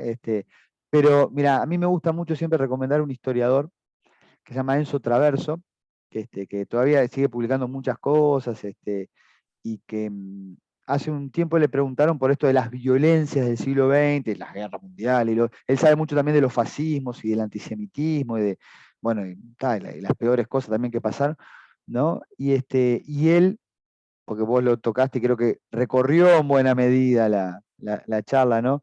Y él es muy cuidadoso en decir, ¿no? Es decir, la historia como ciencia, si algo nos demuestra, es que la historia no se repite, ¿no? La historia puede ser análoga, pero cada generación es constructora de su destino.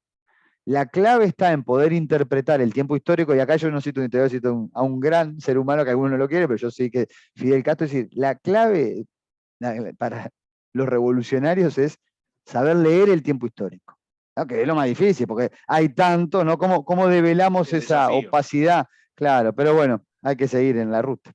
Alexander Fleming. Digo porque Fleming, no me exacto. iba Fleming. Buscá la historia Qué de cómo increíble, ¿no? descubrió Fleming la penicilina y fue la serendipia, que es una de mis palabras preferidas. O sea, cómo en un camino desconocido uno se topa con algo y vos decís, bueno, es así. Y hay un montón de cosas de la medicina que se encontraron así.